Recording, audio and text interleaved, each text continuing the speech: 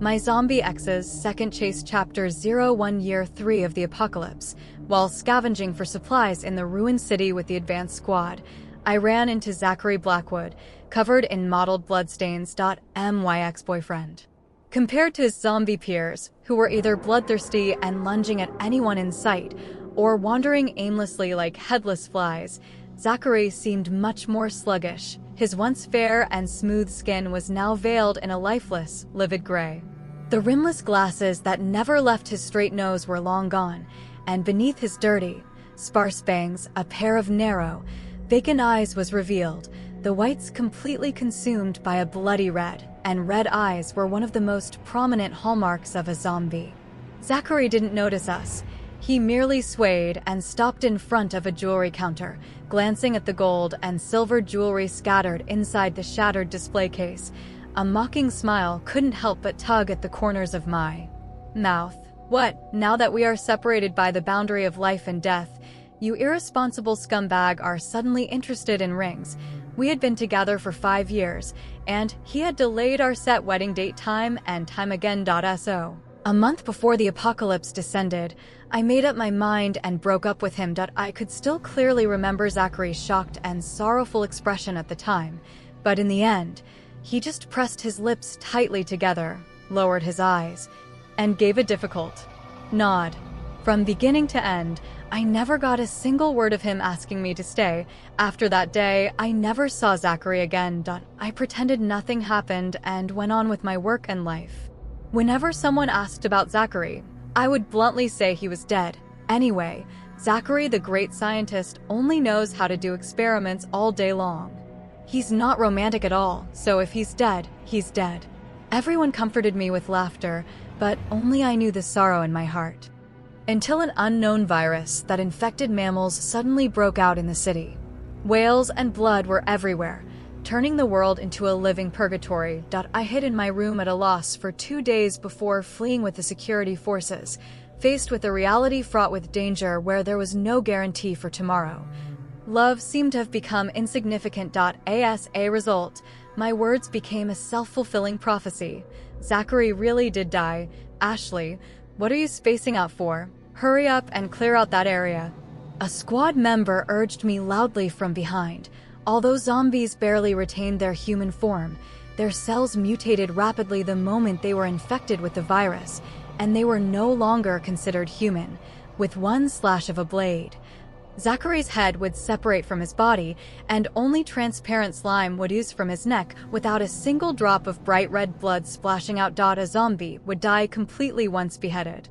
I thought that after chopping down so many zombies, my heart had grown as cold as my blade, but my raised right hand was clearly trembling slightly. Damn it.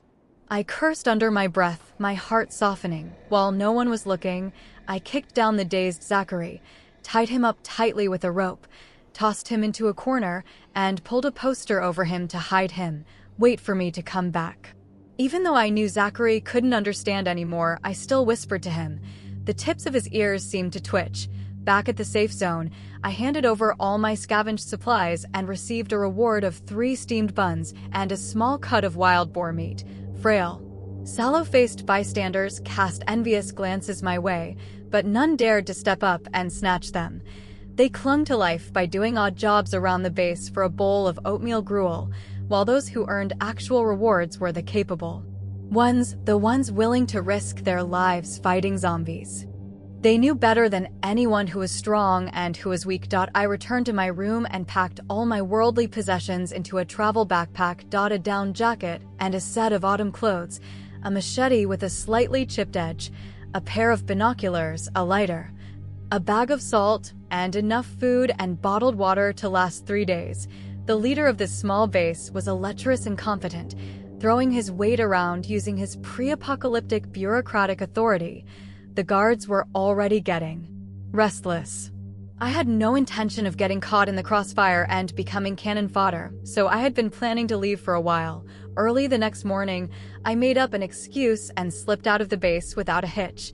The gate guards lazily waved me through. After all, in their eyes, leaving the base alone was a death wish, and no one would be that stupid. The poster was still lying there, completely untouched.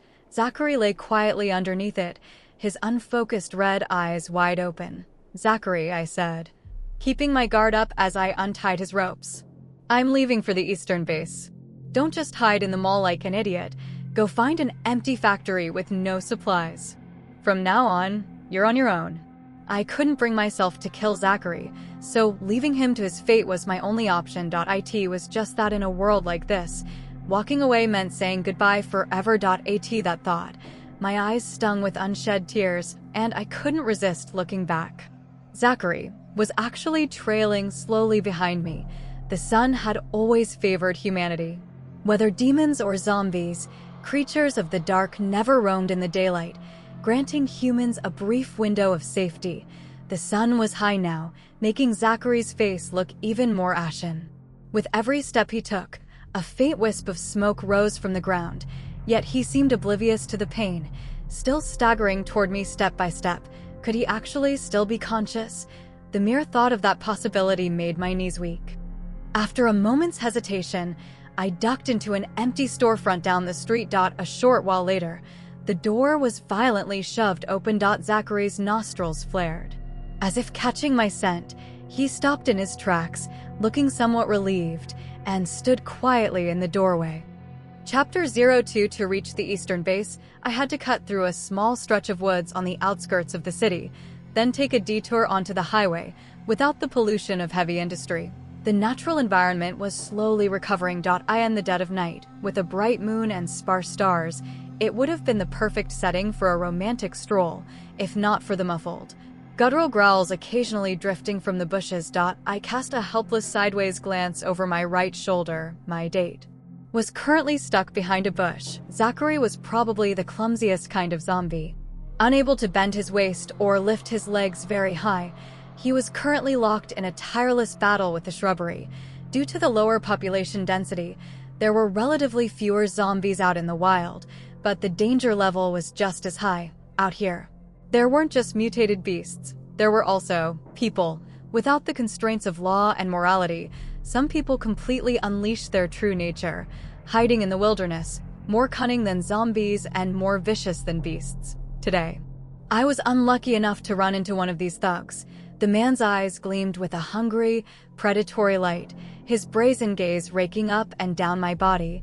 Haven't seen a live woman in 2 months. Smells so sweet. He was the most brutal among the predators. I had seen his bounty poster on the base's bulletin board before. The man completely ignored my warnings and lunged forward to grab me. Long-term survival in the wild had drastically increased this predator's strength and agility, leaving me struggling to fend him off. I slashed his shoulder, but in the end, he still managed to snatch the knife away. He pinned me down on the ground. The man panted heavily with excitement, but his hands froze on his tattered belt, his smile stiffening on his hideous face. Blood dripped down from his chest. Zachary's slender fingertips pierced right through the man's chest. His hand casually ripped out a handful of organs, and then he silently walked to the side, his back turned to me. I quickly kicked the man's corpse away, and a few pieces of black jerky rolled out of his pockets. I finally knew what happened to the woman this freak encountered 2 months ago. My stomach churned with acid, but there was nothing left to throw up. In the empty mountain forest, the low sounds of Zachary chewing and swallowing became increasingly distinct. Not only was I not afraid, but I also felt a faint sense of grim satisfaction deep down. I guess I'm a little messed up now, too. This damn freak, this damn apocalypse. I had no family left, no friends. The only familiar thing remaining was this ex-boyfriend of mine, who had been dead for a long time, who wouldn't even look at me, yet always silently guarded me from the sidelines. "Zachary, I went looking for you. But the whole area around your research institute was locked down by the military. The professor got on a helicopter, and I couldn't find you. I waited in the house for 2 days before I decided to leave. I'm just so tired. If you were still alive and could talk to me, how wonderful would that be?" I muttered so much to myself, but Zachary just stood there like a marionette, and I had no idea if he heard a single word. Seeing me dejectedly preparing to leave, Zachary probably thought he had done something wrong and made me angry. He shrank back, haphazardly wiped his bloody hands on his clothes, and stumbled after me. Looking terrified of being abandoned, I sighed and decided to take him on the road with me, although it would bring a lot of trouble for now. The pros outweighed the cons after all. Zachary hadn't hurt me yet, and he could still protect me. It was absolutely, definitely not because I still loved him. A long string of cars lay haphazardly across the highway, causing a traffic jam that stretched for at least several kilometers. There were also zombies with dried blood on their bodies resting inside the cars or underneath them like Arthur. This was the shortest and safest route to the eastern base.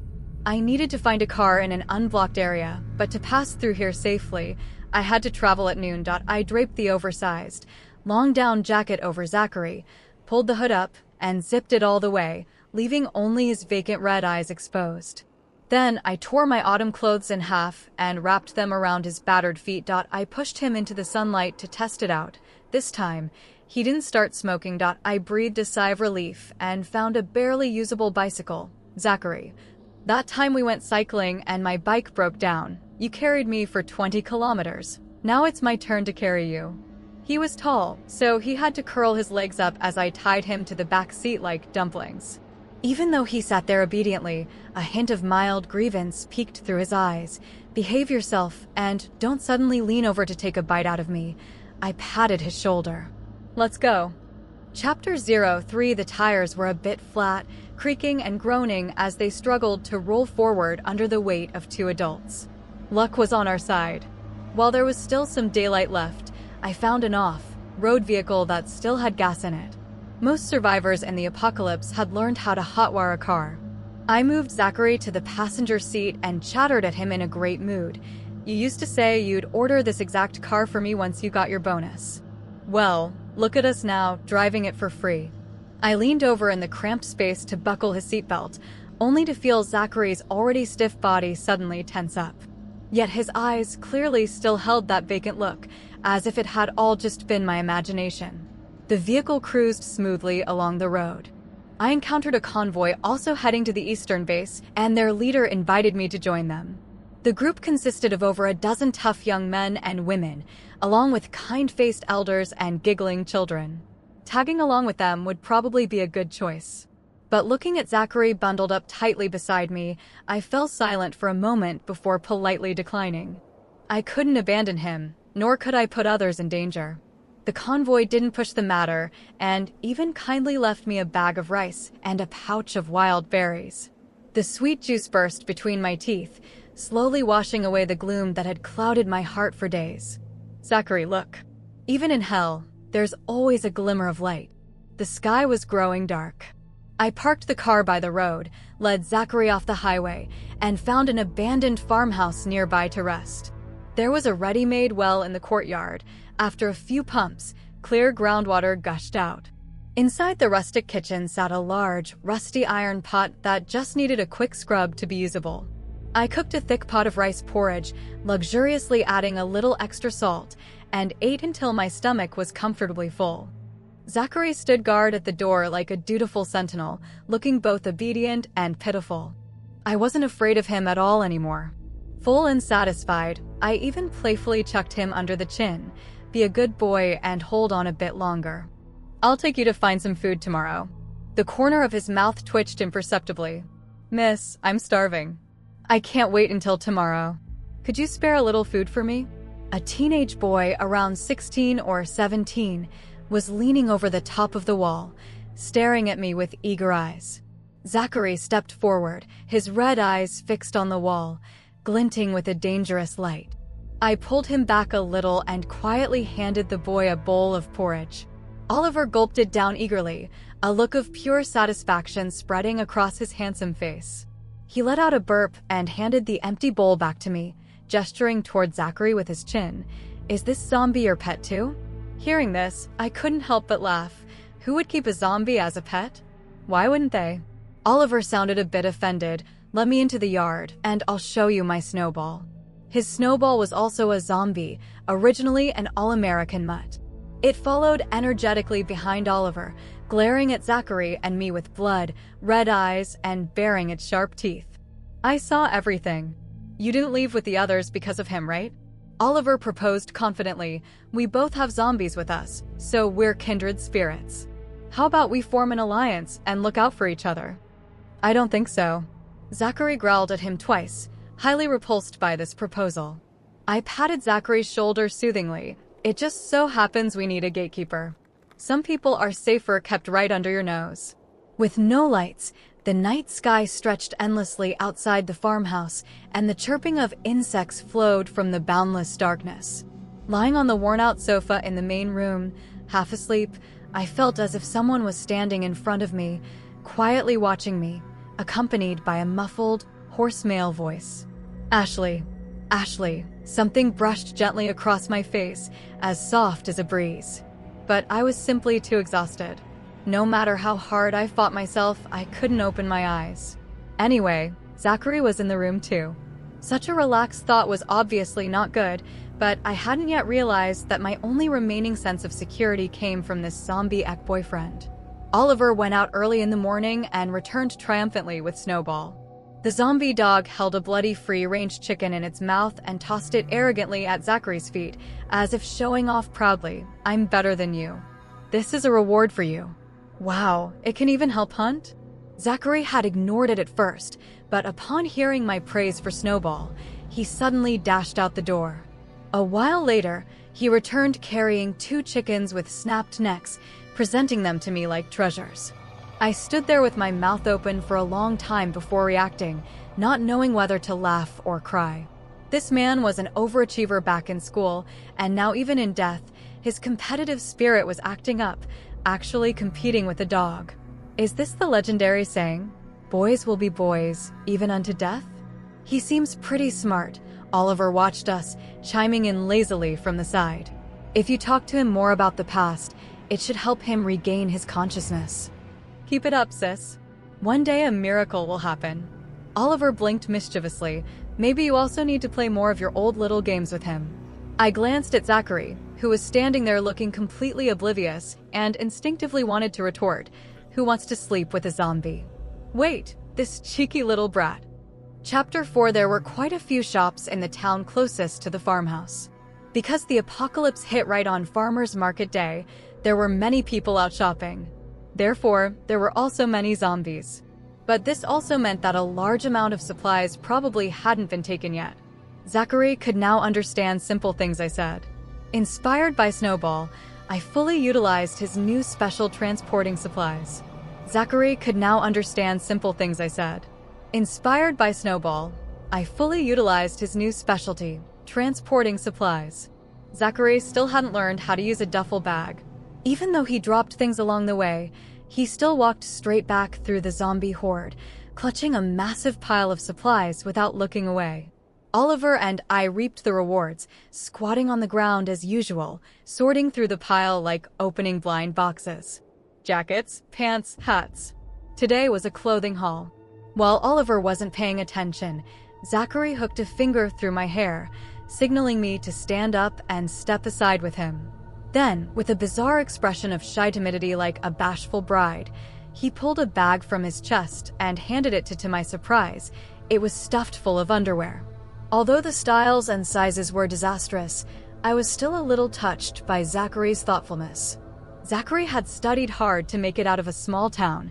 He was brilliant and upright. He remembered my menstrual cycle, would buy me pads and brew warm brown sugar drink, and took me on weekend getaways to niche spots when he was free. He would also bluntly point out the flaws in my market reports and help me pack for every business trip, folding every piece of clothing and item neatly. His feelings for me were sincere and passionate, helping me grow more confident and brave. Back then, I really loved him. With the underwear handover complete, Zachary and I awkwardly returned like we had just done something bad. Zachary, why is it all women's clothing? Oliver grumbled in dissatisfaction. At least scavenge a couple of men's pieces for me.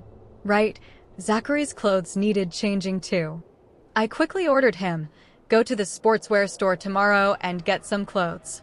Sportswear. The kind of clothes that are easy to run in. He looked at me, his red eyes showing a hint of thought. He must have understood. Zachary's comprehension skills were improving, which was a good thing for us, but I felt a faint worry at the bottom of my heart.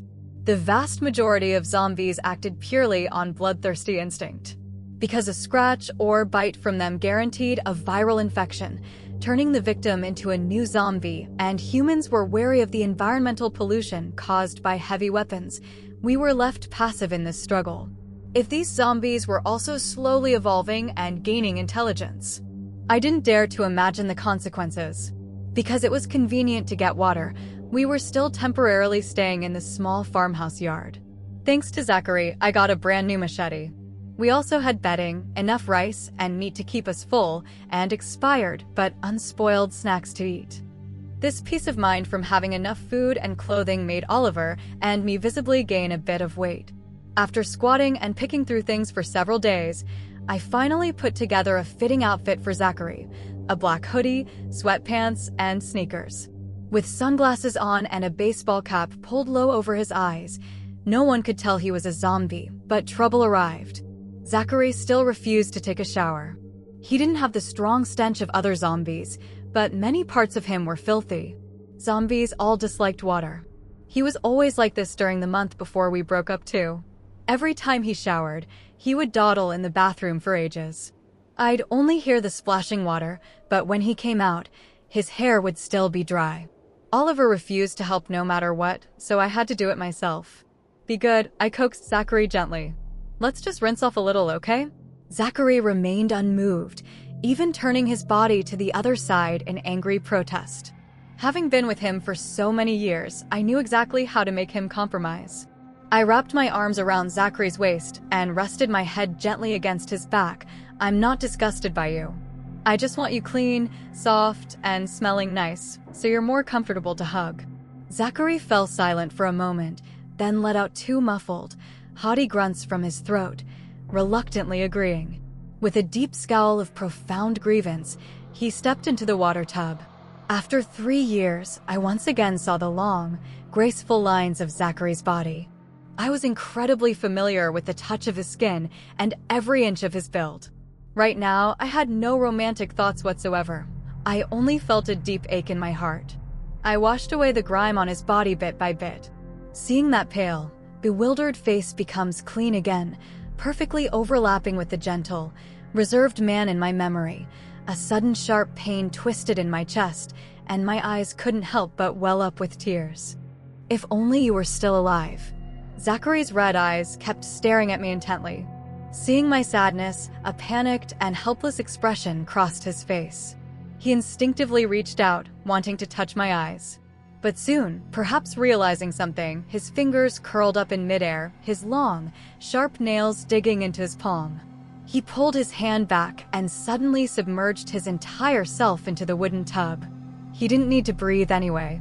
In the end, I had to coax and pull him before he finally stood up, his lips pressed tightly together. He looked even more heartbroken than I was. Just as I finished dressing him and was about to leave, Zachary grabbed my clothes. After struggling for a long time, his pale lips finally squeezed out a single word: hug. I did trick him earlier by promising a hug. Past experience told me that if I broke my promise, he wouldn't be so obedient next time, and I'd have to pay a heavier price. So I had to keep my word, hugging him gently with my head resting on his shoulder. A shy smile lifted the corners of Zachary's mouth as he carefully reached out his stiff hands and wrapped them tightly around my waist, just like the countless times we had done before. Undried water droplets slid down his hair to his neck. But in the moonlit courtyard, there was only the sound of my own racing heartbeat. I finally realized where that sense of incongruity in my heart came from. There were no scars. From the moment of viral infection, human blood cells and stem cells lose their function. Wounds bleed profusely and cannot heal. There was no way Zachary's body should be free of scars. Not to mention, he still had lingering memories and slowly recovering intelligence. "Zachary, I'm not going to the Eastern Base anymore. Let's find a safer place nearby to settle down. There's a lake in the neighboring city. We can renovate a nearby farmhouse, paint it white, plant some vegetables in the fields, and dig a mud pond to raise some fish." He didn't speak, just gazed at me tenderly. There were too many mysteries surrounding Zachary. I couldn't take him to crowded places. It was best to stay like this, unknown to anyone. Chapter 5 Murphy's Law remained effective even in the apocalypse. Before we could even get in the car to leave, Snowball's ears suddenly twitched, and breaking free from Oliver, it vanished in a flash. Zachary clutched his head in agony, overwhelmed by an uncontrollable restlessness. His eyes were so red they looked ready to drip blood, and with a harsh, hoarse roar, he shoved me away. Go. Zachary took off running too, and I couldn't catch up to him. Suddenly, Oliver and I were the only ones left on the empty highway. Hurry, let's go. My lips were pale and trembling as I grabbed Oliver and ran toward the car. If this was something even zombies like Zachary couldn't handle, ordinary people like us had no business messing with it. The SUV was still parked right where we left it. My hands were shaking so badly that I failed to start the engine after several tries.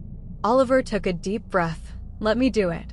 A moment later, the car finally roared to life. I forced myself to steady my nerves and jumped out of the vehicle. Oliver blankly stuck his head out the window. Sister, you go. I squeezed out a dry smile. I lost my boyfriend once. I can't lose him a second time. I retraced my steps to go find Zachary. Actually, I didn't even have to try hard to find him. A faint vibration was already echoing from the distance. I scrambled up the slope, found a spot behind some high rocks, and pulled my binoculars out of my backpack. Slowly, a zombie dressed in a sharp suit appeared in the lenses. A careless smile hung on the remaining half of his head, and he walked forward at a sluggish pace with his hands behind his back. Dressed in a black jacket and hat, Zachary walked silently behind him to the right. A shirtless, heavily muscled butcher walked side by side on Zachary's left, excitedly swinging a large iron hook in his hand from time to time. My pupils shrank. Behind them followed a massive, dark horde of snarling zombies, along with zombie dogs and cats. The suited zombie was like the head of a serpent, slowly swaying the torso made up of thousands of zombies behind him. As he occasionally opened his mouth wide in a silent howl, more and more zombies covering their ears emerged from every nook and cranny to join the ranks. This was the legendary zombie horde.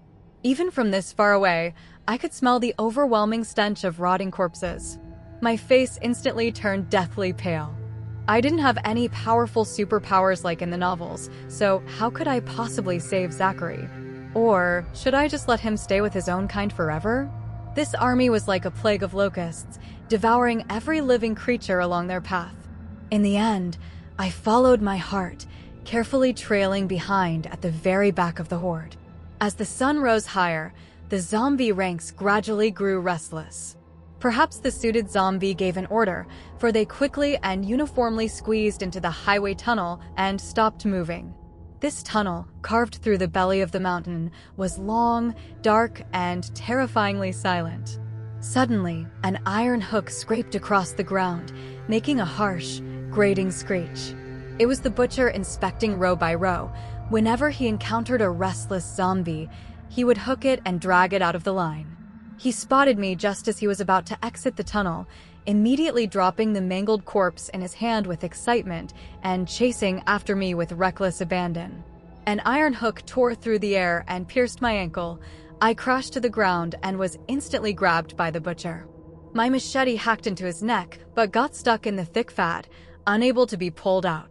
Seeing the butcher's crimson eyes and foul-smelling mouth inches away, I closed my eyes in near despair. Zachary, Zachary. As if hearing the call in my heart, Zachary rushed over and saved me. Beneath his deep brow ridge was full of hostility. He coldly grabbed the butcher by the neck. The zombie in the suit was drawn by the commotion, growling threateningly at Zachary twice, stopping his further actions. The butcher cracked his neck and sullenly dragged his iron hook back into the tunnel. I was like a broken rag doll, unable to do anything now. The iron hook was covered in viruses. I was probably not far from turning into a zombie myself. My head felt a bit dizzy, and my body began to burn up. The suited zombie looked at me with interest. Just as it was about to walk over, Zachary's red eyes flickered ruthlessly, and he suddenly leaned down and took a deep bite shoulder before it could reach me. The suited zombie looked at me with interest. Just as it was about to walk over, Zachary's red eyes flickered ruthlessly, and he suddenly leaned down and took a deep bite into my shoulder before it could reach me.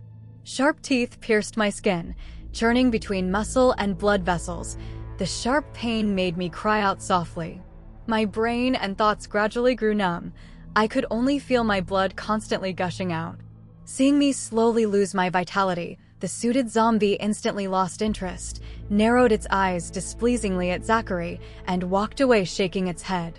Zachary released his mouth, looking at my wound with half heartache and half remorse. Had to be this way. I'm sore, RY. I smiled and reached out to gently stroke his face. How could I blame you?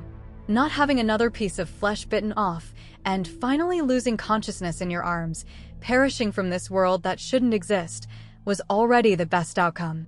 Zachary held my hand back and asked in a muffled voice, "Why?" I knew he was asking me why I still came back. I gave a pale, bitter smile. I just didn't want to lose you, but my abilities were so insignificant, making my persistence seem utterly ridiculous. Zachary stared straight at me, a red mist seeming to rise in his eyes. A moment later, his Adam's apple bobbed, and he managed a rare, fluent sentence, "Then we will be together forever." Chapter 6. Before the apocalypse, the 5 superpowers were already aware of the existence of this virus that suddenly emerged in American tribes.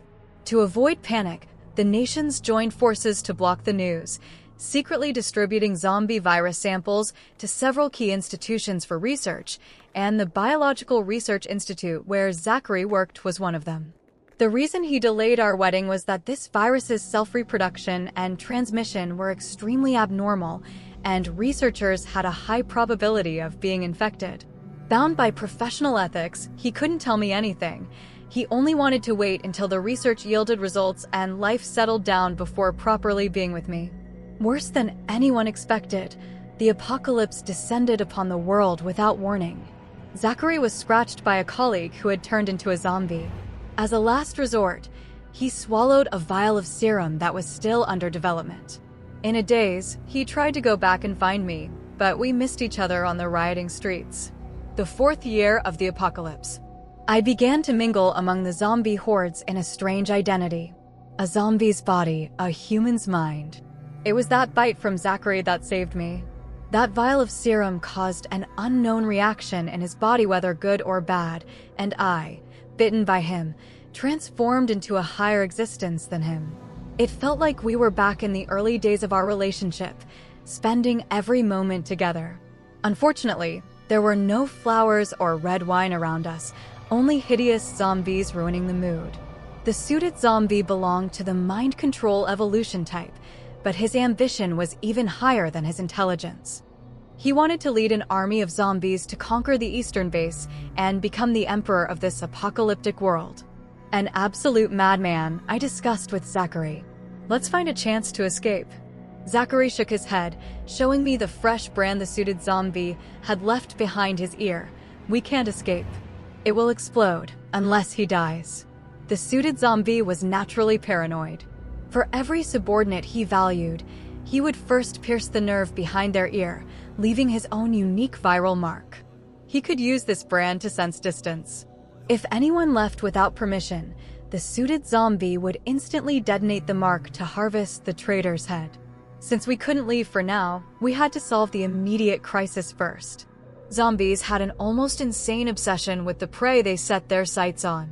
Even though I was practically half of his kind now, the butcher would still often stare at me, drooling a puddle of sticky saliva. Zachary's face grew darker and darker. Ashley, he blocked that malicious gaze, gently stroking my hair. Don't be afraid. I wasn't afraid. I wanted to kill him too. But when Zachary wanted to take advantage of the suited zombie's absence to kill the butcher, I stopped him. Now is not the time. Oliver hadn't gone far. I followed the marks he left and successfully met up with him. He asked me to leave with him. I took off my sunglasses, showing him my pale red eyes. How can I leave when I'm like this? Besides, I promised Zachary that we would be together even in death. I saw the satellite phone you hid. Are you from the eastern base? Oliver froze for a moment, but didn't deny it. The base noticed a massive gathering of zombies on the satellite imagery and sent an advance team to scout. The professor is very interested in Zachary, so he had me approach you first to send back observation data. Seeing my anger, he hurriedly defended himself because you treated me so well, and because Oliver also has some residual consciousness, I didn't reveal too much information. I asked him in a low voice, what exactly does the base want to do? The base's intention is to encourage the zombies to gather as much as possible, and then deliver a precision strike when their numbers reach the limit. Destroying a city can buy at least 3 years of peace. As for Zachary, if I can't bring him back alive, I'm to bring back his corpse. I thought for a moment and decided to make an empty promise first. Zachary can't leave the suited zombies' vicinity. If we're willing to cooperate with the professor's future experiments, can the base guarantee our safety? Hearing the word experiments, Oliver looked conflicted. He thought about it and finally made contact with the base. After a long while, he handed me a watch. In exactly 5 days at 1300 hours, the base will launch a missile. You guys, we'll have to find a way to survive until then. 5 days of preparation time. That was enough. Zachary and I found the right opportunity and teamed up to kill the butcher. He was the suited zombie's right-hand man. Our actions sent the suited zombie into a furious rage, letting out an ear-piercing shriek. My eardrums were pierced by the ultra-high frequency volume, and the mucus from my skull flowed out of my ears down to my cheeks. I struggled to beg in zombie language, calm your anger, your majesty, please don't sink us to the bottom of the water. The suit-wearing zombie was still furious. Hearing this, he didn't hesitate to have Zachary and me tied to rocks and sunk into the lake. He was currently in need of zombie manpower, so once we had suffered enough punishment to cool his anger, he would naturally fish us back up. Didn't you eat enough? If you're a real zombie, add some more. I yelled at the zombie lackey tying the rocks. The lackey mechanically added another pile of rocks. After throwing Zachary and me into the lake, it scrambled away on all fours to get far from this terrifying place. As half-zombies, being fully submerged in water was still extremely uncomfortable, but we had secretly practiced a few times before, so our tolerance had improved. The water weeds at the bottom of the lake tangled around my ankles, and Zachary swam over with difficulty to help me untie them.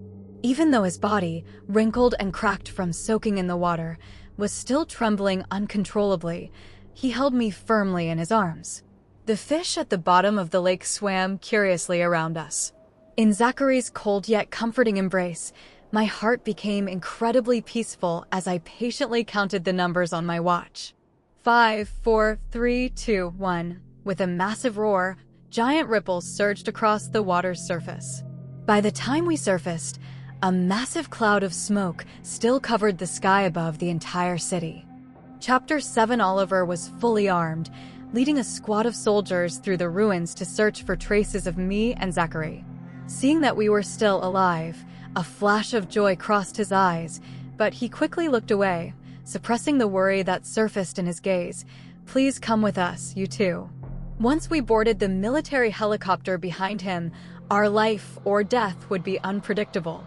I pushed Zachary away. My evolution level is higher than his, take me. No, the professor would sacrifice everything for science. No matter who goes, they will eventually be sliced up for research. Zachary pulled me behind him and said calmly to Oliver, I believe there should be a better solution to this. He looked up at another helicopter flying away with the corpse of the suit-wearing zombie. We could have left during the chaos, but as a former researcher, I hope to do my small part. EH03214 is the experimental number of the serum I took after being scratched. With a swift stroke of the blade, Zachary left behind his left arm. Deliver it to the base within 4 hours, and it can provide more useful data for the experiment. He covered the wound with his remaining right hand. Or are you prepared to fight us to the death right here? Oliver didn't stand on the moral high ground to accuse me of breaking my promise. He pondered for a moment, then waved his hand backward. The severed arm was carefully placed into a cooler, and the helicopter hovered before flying away. Amidst the broken walls and ruins, only Zachary and I were left. No, it was us, 2 zombies. Are you sure your arm is okay? I was a little worried. I'm not entirely sure. The wound has no feeling. But I have a feeling the arm might grow back. Zachary rolled his shoulder. I breathed a sigh of relief. Looking like this, you're just like my Robin Hood. Zachary smiled faintly. Good thing I didn't make you wait 16 years. We chatted as we walked. By the way, when did you start gaining consciousness? When you were in the mall and said, "Wait for me to come back," Zachary's eyes revealed a look of longing. You used to say that to me before you went to take a shower, too. My face flushed red, and I gave him a hard pinch on the waist. This completely inappropriate zombie. As he grew smarter, his sly foxtail was finally showing. In the 6th year of the apocalypse, the Eastern base successfully developed a virus vaccine.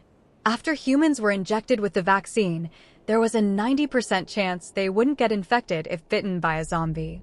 The number of remaining zombies dwindled. Survivors left the enclosed bases one after another to reclaim the land and revive society, as humanity gradually marched toward rebuilding civilization. We lived in seclusion in a place with beautiful scenery. A white wooden cabin with no vegetables or fish, just a newly planted sea of flowers. Zachary's hand indeed grew back after a year. The newly regenerated skin was as smooth and luminous as jade, holding a bouquet of flowers dotted with fresh morning dew. He arranged the flowers in an antique vase that would have been worth millions before the apocalypse and cast a seemingly casual glance at me. Ashley, the viral load in our bodies is too high, making it unsuitable for us to return to the human world. Do you ever find it boring to be with me? I lay lazily on the lounge chair, flipping through a storybook. How could it be boring? My lover is by my side. I will stay forever young, and I don't have to endure excessive work hours. I never have to worry about food or clothing. My eyes are just a little red and my complexion a bit pale, that's all. What else is there to complain about? Didn't you bring a whole laboratory back here a few days ago? Once you figure out a way to suppress the virus leakage, we can pop into the city every now and then to scavenge some good stuff. Wouldn't that be great? Zachary looked at me and smiled, his expression warm and soft. Ashley, it's time for our afternoon nap. The end. Like, share, and follow for latest updates. See you in next video. Take care.